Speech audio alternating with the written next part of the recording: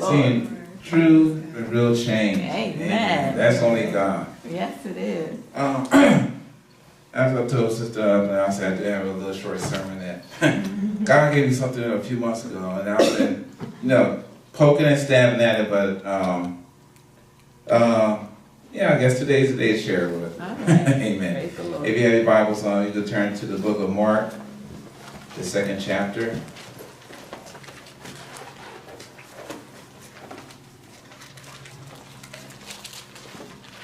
That's the book of Mark, the 2nd chapter. And I will be reading from the first verse down to the 5th verse.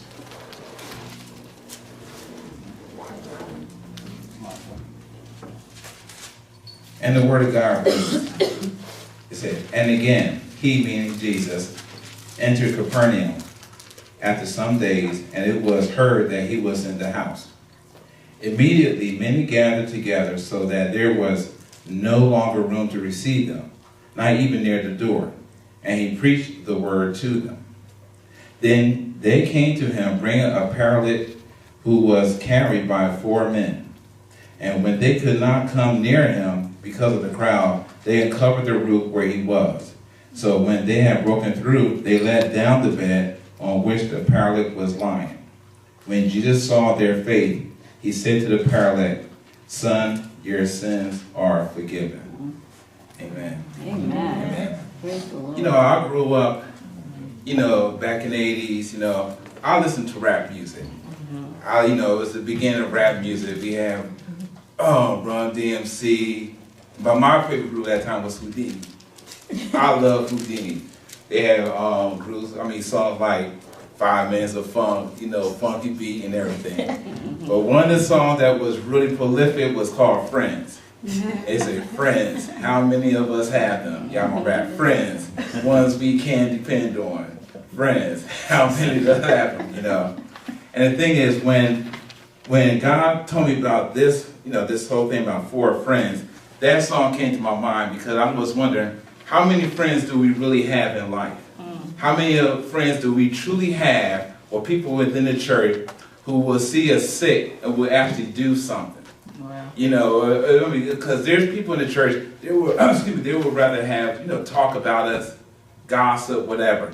But I want someone who's a friend of mine, who see me sick, who will pull me to the side and say, "James, let's deal with this, or let's talk about this."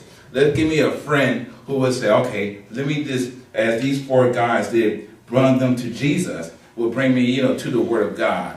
Not just something that would, just continually have on or doing, which is wrong." That's why I need 4 friends. And the thing I like about this is that the 4 friends, they didn't, they tried one way, they didn't stop because it was blocked. The door was so crowded, they couldn't go through the door. So they tried to go this way, it was blocked. So they had to take their friend that was carrying their friend. They had to go onto the roof and break the roof so they could actually carry and lower their friend to Jesus. How many of us would be actually a friend to a person who actually would go to that route?